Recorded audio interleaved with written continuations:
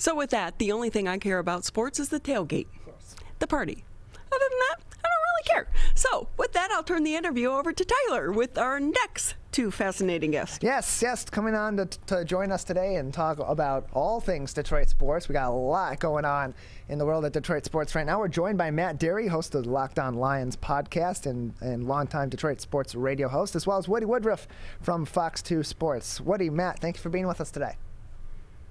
No problem, Tyler. Good to see you. What's going on? Yeah, good to see you. How's everybody doing? What's up, Woody? How you doing, Matt? You're on dog duty today at home? Is that what I see? I got a big beast here, man, and quiet now, girl. Yes, dog days this summer, definitely. Ronnie's like, thank goodness I'm not home. Trixie, so Matt, just so you know, like he could put Trixie in her apartment, which is what we call her crate, and give her a snack and she'd be quiet. He's just barking there. It's okay. She'll be just fine with me. Oh my gosh. And you know what?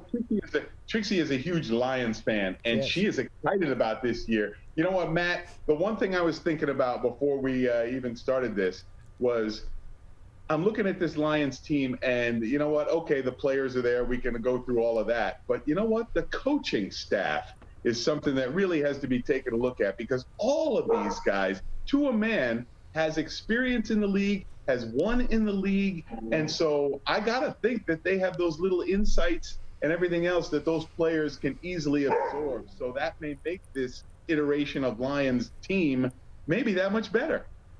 Yeah, you know what? I think you bring up a great point, and I know Tyler was going to get to it as well. Like training camp next week, and what have we heard over the last few years when it's training camp, mini camp, or even the lead up? It's always the same thing, right? Certain players are unhappy. People don't like the schedule, this and that. All of these guys are so excited to get to work and work with this crew and this staff, which is, I've never seen a staff like this. It has so many former players on it, from Deuce Staley to Mark Brunell, Aaron Glenn, Anthony Lynn played in the league. So yeah, I mean, the roster, not good. All right. Vegas has them at 5-5, over under 5 wins. So they expect them to be a 5-12 football team. But if the staff can get the most out of guys like Tracy Walker, who have been a little bit of a disappointment, maybe Taylor Decker becomes a Pro Bowl left tackle because of the coaching. Guys step up. Jelani Tavai isn't a terrible football player. Maybe he goes from terrible to decent. Then we have something here.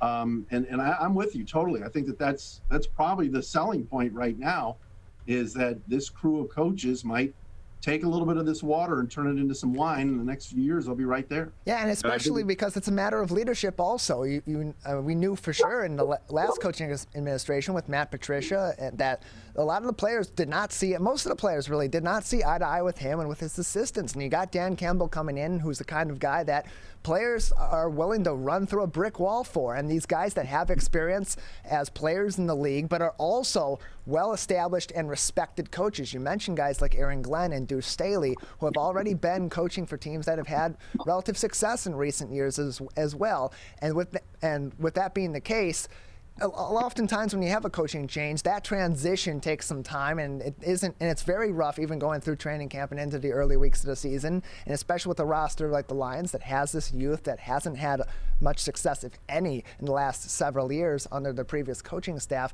That transition can be really rough. Do you think the situation with the staff that they have coming in right now, and with the way that the players respect those guys, that's going to have an impact on increasing the development of these players and maybe moving this along a little quicker than fans maybe would have expected previously? I don't know. I think that I still think this is going to be a tough year. And Woody will probably back me up on this. The schedule's murder. It's just difficult. And if Aaron Rodgers comes back and plays for the Packers, it makes it even more difficult. They're playing the NFC West, which is loaded, and they're playing the AFC North, which is loaded. All right, the one gimme everybody thinks is Cincinnati, but I tell you what, Joe Burrow and that core of receivers, they're not going to be that's not going to be a layup. So I think the schedule's difficult, but you're right. I think that now the culture, the experience that some of the coaches have here, we'll see if Dan Campbell can coach. I don't know if he can, but at least he was not one of these first-year coaches that came in and said, I'm going to put my system and my guys in here. He went out and got really good people, some he didn't know. And he doesn't have a system. He'll figure out the system with what he has, and I like that. Plus, he's going to have a lot of help, Matt. I mean, he's got guys like Anthony Lynn who have been head coaches before. I mean, you know, he has that experience to draw on. And you know what? As the previous regime, maybe the smartest guy in the room wanted to be the head coach. It seems that the smartest guy in the room could be Dan Campbell because of who he's surrounded himself with. I mean, you know, all of those voices may turn out to be the thing that, you know, brings this team out of the darkness. You know what I'm saying? I mean, if they can get, you know, just a solid footing to start to move this thing forward, we could see serious results here in a short amount of time. We're joined by Matt Dery, who hosted the Locked On Lions podcast, and Woody Woodriffe from Fox 2 Sports here on the Oakland County Megacast, talking about a lot in Detroit sports that's going on right now. And it's draft season, and coming up beginning tonight is the NHL draft. And just earlier on this week, General Manager Steve Yzerman made an interesting move in a trade with the Carolina Hurricanes, acquiring a quality young goaltender, 25-year-old goaltender from the Hurricanes, and the Red Wings, of course, picking 6th overall in the draft. Who can we expect to be some of the names that may be coming across for the Detroit Red Wings, and what is Steve Yzerman's goal looking in this draft? What really do the Lions need to come out of this draft with some success? You know what? I'll start with that, Tyler, because we listened to Steve Yzerman yesterday on his conference call to the media. And at number 6 overall in the draft, Steve seems to be as up in the air as everybody else. You know, this deal that he got for the goalie, Alex Nedeljkovic from Carolina. Nice work, Woody. You're welcome. Yes. This kid really comes over for free because of all of the draft picks that they had. And so to deal Jonathan Bernier, who really didn't want to come back anyway, okay, and a late 3rd-round pick for a 26-year-old goalie who could be, you know, to pair him up with Thomas Greiss, who could be the, you know, the tandem for a couple of years until you go, you know, develop your next goalie. Now, that does mean that Yzerman could pick a goalie at number 6, and there are a couple at the top. But, you know, right now, it's very hard to say because even he's up in the air. It could be offense, it could be a goalie, could be defenseman. I think it's going to be goalie because he's going to stockpile it. But again, that's just me. I really don't know what the Red Wings are going to do, but they are in a good position because they have so many picks and so many options to go to and so many deals that could potentially be made that I'm not really worried about what Steve Yzerman's going to do at number 6 overall. He's going to get a quality player, but I don't know if it really matters who that player is right now. Yeah, Nedeljkovic drafted 37th overall by the Hurricanes in 2014 and a Calder Cup finalist last season with 15 wins in his 23 games as a starter. That's another big key, Tyler. I mean, you know, you get a kid who almost wins the Calder Cup. Right. That's, you know, that's not anything to sneeze at. I mean, the kid is obviously playing at a high level, and if he can come here and continue that, that's exactly what the Red Wings would need, and they paid almost nothing for it. It's going to be a great deal. Yeah, really. Steve Yzerman tonight could draft Woody at number 6, and the fans will love it. All right, and I'm not saying Steve Yzerman has done a bad job. I think Steve Yzerman inherited a mess, but it's about time we start seeing some victories here. I think the Yzer plan so far has been average, but I think because he's Steve Yzerman and he's a legend in this town, everybody expects whatever he touches to turn to gold. I think come next season, some guys need to get better. You know, the Dylan Larkins of the world have got to get better. I trust Steve Yzerman, absolutely, and you saw what he built in Tampa Bay. But I think no matter what they do tonight, I think the fans and a lot of Detroit media will be applauding it because it's Steve Yzerman. Yeah, but Matt, isn't that the thing that gives him maybe a little more cachet? I mean, he has built it somewhere else. You know what I mean? He has. It's not like he's just coming here as, you know, a former Red Wings guy, and now he's in the big chair, and, you know, what's he going to do? That kind of thing. So, but I'm just saying, Woody, I think that if this thing was off if this rebuild was off and running with somebody else, I think there would be a little bit more heat on somebody else. But I think because it's Steve Yzerman, I'm not saying he's getting a free pass. I do think the guy knows what he's doing, but I think that it's time to start winning. I'm surprised the coach is back. I know everybody likes him, but like, time to start winning. I'm not saying they're going to win a cup next year, right? But it is, you know, being bad for this long is surprising to me based on the history of this franchise and how many great people they've had here over the years. It's about looking at that at the progress and seeing at least a step forward, and there needs to be a significant step forward here in the near future. And you want to see guys like Dylan Larkin take it to that next level. On the other side of Little Caesars Arena, one team that has taking it to the next level over the course of their previous season is the Detroit Pistons, who of course won the NBA draft lottery and will be selecting #1 overall next week Thursday, or maybe they won't be. A lot of rumors flying out there that the Pistons are fielding calls for the #1 overall pick. We know that every other team in this league would love to have a guy like Cade Cunningham, the presumptive #1 overall pick, and the Houston Rockets are definitely in tough pursuit of getting #1 to try to get Cade Cunningham. I think this is all smoke and mirrors. It has to be, and especially if you have every team in the league that wants Cade Cunningham, there's no greater indication that that's the guy to take, and you need a guard. Right. I agree. I mean, I think it'd be very silly and foolish to trade this thing. I don't think they're going to. You're right. It's silly season right now. Hey, maybe they can, three-way deal with Cleveland and Philly. Colin Sexton can go to Philly. We can get Ben Simmons, the #3 pick. No. Don't overthink this thing. And I don't think Troy Weaver will. No. If Cade's the guy and the crowd was chanting for him at Comerica Park the night when he was there, that's the guy you take. And then you can also market around him.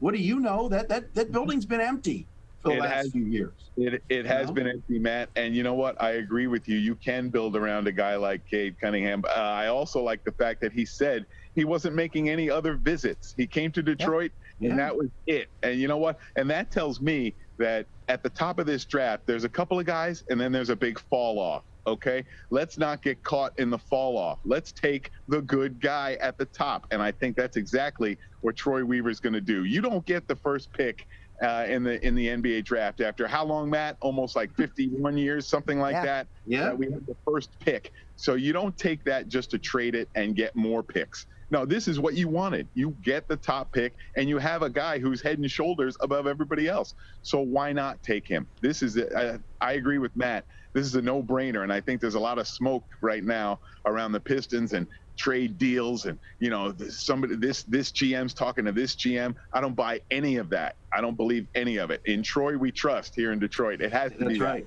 That's right. And Tyler, let's be honest. What just happened? Milwaukee won a championship because they had a superstar in Giannis and then a bunch of other good pieces. They didn't win based on, let's accumulate players. Let's trade down and get more guys like Ben Simmons and then Mobley. No. Ben Simmons is not a star. Right. He's not. I know he's an all-star. The guy can't shoot. All right, Woody has better range. So he does. You've never seen him play. Oh, boy. Well, you've seen Ben Simmons play. It's not much better. But Cade could be that guy, and that's the guy you build around. And then the other guys, Sadiq Bey, Isaiah Stewart, are the complementary pieces built around the star. It's something we haven't had here since Woody Grant Hill? Exactly. And that's the whole point. I mean, if you want to build this thing into where you want it to get back to, then you take the good players. This is your opportunity to do it the easiest way possible through the draft. You don't have to convince anybody to come here. The kid's going to be on a rookie contract, that kind of thing. So just take him, milk him for what he's got, build this team into a winner, and move and keep going on from there. You add pieces as you go. Matt, you had a perfect example with the Bucks. Okay, they draft Giannis Antetokounmpo. Okay, and then they add the Chris Middleton piece. Unfortunately, it comes from the Pistons, but they add the piece, and then the next thing you know, they keep building right around it, and they have a championship team. I love what they did in Milwaukee. Congratulations to the Bucks. Yeah. And what I love is he wants to be here, too. His reaction when the Pistons got the #1 overall pick was excitement. It was, let's go. It's let's bring Detroit basketball back. And, for fans, that's one of the first things you want to see from a guy with that kind of talent. You know the talent's there. You know the potential's there. But people in the NBA aren't looking to play in Detroit. And so when you have that top-level talent coming out of the college ranks that says, I want to be here, that's huge. Yes, Ronnie? So if I can ask the two of you, because while I've enjoyed the sports chatter, I really have no clue what you're talking about. Sure. Again, I'm about the tailgate. I'm just going to be honest. But here's the other important thing I think that's going to impact the upcoming NFL season. If I can get both of your thoughts of the latest news coming out regarding vaccinations for the players. So many of the players are saying we don't want to get vaccinated. Now the NFL is saying, hey, you don't get vaccinated, it's going to cost you some money if you have to forfeit a game. Your thoughts on that? Well, Well, okay. I'll start. Go. Actually, Woody, go ahead. I'll start it off, Matt. Right now, those rules by the NFL look like they're playing a little bit of hardball here with everybody else. I mean, last year there were games that were postponed and moved, and everyone was accommodated. But this year, the NFL is saying, "Hey, look, we're not going to let anything interrupt our business model, including COVID-19. So if you're not on board, you better get on board." And they're making this now so that by the time players want to get vaccinated and fully immunized, they have the time to do that. So I would suggest that players would go do it. But there are a few. I think the number is 80% of the league has at least started vaccinations, and like 75% of teams are fully vaccinated. But there are penalties here. If you forfeit a game, I mean, you're going to have to lose a game check. You're going to have to add to the league revenue sharing pool, which is, the team is going to have to pay money. No one's going to like this. So how tight is that bubble going to have to be, Matt, to keep everybody off this COVID-19 list? Well, you just said it. You said the key phrase there, Wood, and that is business. Roger Goodell and the owners are running a business. And last year they got hit a little bit in the pocketbook, and they didn't like that. And you're right. There were accommodations made for like the Ravens and the Steelers, but when the Lions all coaching staff had to watch the game on television, and like the interns running the team, they didn't care about us here in Detroit. It was ridiculous. But that being said, you've got players now publicly, DeAndre Hopkins, who's a star, Jalen Ramsey and others saying they can't tell us what to do with our bodies. That's a tough, slippery slope here, because you're right.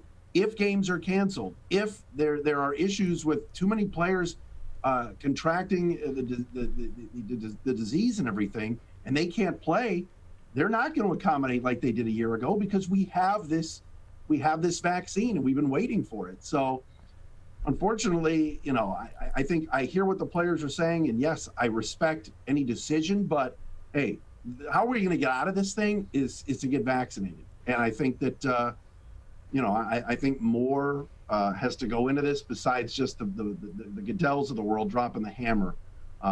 We'll see how it goes in training camp, and how players like the guys that aren't vaccinated, they're going to have different rules for coming into the facility. A lot of them are not going to like that, and they may end up getting vaccinated before the season starts. My big question is, what might the travel restrictions be, for players that are unvaccinated? Do they come in separately? How would that even work? Because there's one airplane. Right. I don't know how you would, deal with that. That's why I'm saying, I mean, either keep the bubble tight, or, maybe you don't have to play football. I mean, I'm going to just come out and say it. The NFL, private company, they can make their own rules. I mean, now, granted, there is, a union issue with the players union and all that. But, right now, the NFL is accommodating the players union by not mandating it. But they could easily say, hey, if you want to play in this league, everybody gets vaccinated easily. So if I can jump in here for a second, would it be more comfortable, because Tyler and I were talking at the top of the show, at the end of the day, for these players, their body is their paycheck. And if they do get vaccinated because it's mandated and they have side effects and can no longer play football or can't play it to the level at which they were, should they be compensated for it? Well, I honestly don't know. I think there would be a deal. I think there would be something that would have to take place between the Players Association and the owners and the league before the season. I don't know the language of that, but that's actually a pretty good question, Ronnie. It's a tough one, because I think now most people that have been vaccinated are doing okay. There are going to be side effects for some. There's side effects and the actual disease for others that have not been vaccinated. And with cases spiking in certain spots, and 97% of the cases, the folks that are contracting COVID are folks that are not vaccinated. So a lot of different angles to this. I would not want to be Roger Goodell right now having to run this thing. Yeah, and you need to balance the need for continuity of football, but also this could easily turn into a situation that could be a nightmare between the NFL office and the Players Association.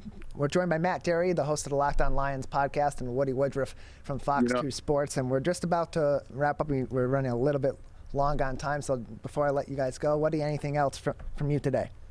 Well, you could always get rid of one of those crutches that some of the anti-vax people are standing on by just having the government make this an approved thing instead of an emergency use thing.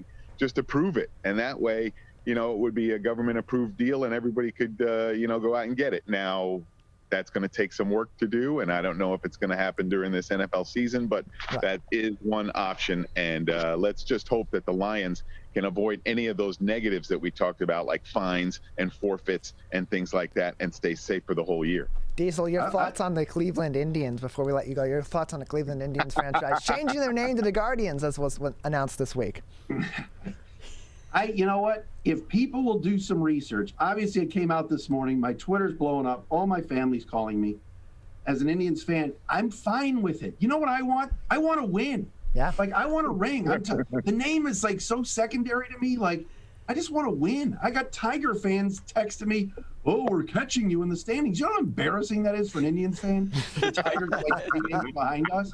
Screw the name. We better fend off that outfit downtown. But Guardians, there's a historical significance. The big bridge that goes from the West Side Market to the stadium. There are these 2 giant Guardians of Transportation statues. It's a part of the history of this city. I'm fine with it. I was not for the name Spiders, which people wanted because that was the original name. So I'm fine with it. Well, we thank both of you for being with us today. Yeah, let's get your thought on it real quick before we get going. You know what? Whatever those guys down in Cleveland want to do is fine with me, Matt. I just want to see you with a Guardian shirt on next instead of an Indians shirt. Hey, I will be prepared for the next megacast I'm invited to. No question. Attaboy. Marvelous. Attaboy. Well, thank you guys for being with us today. We appreciate it. All right, go Lions.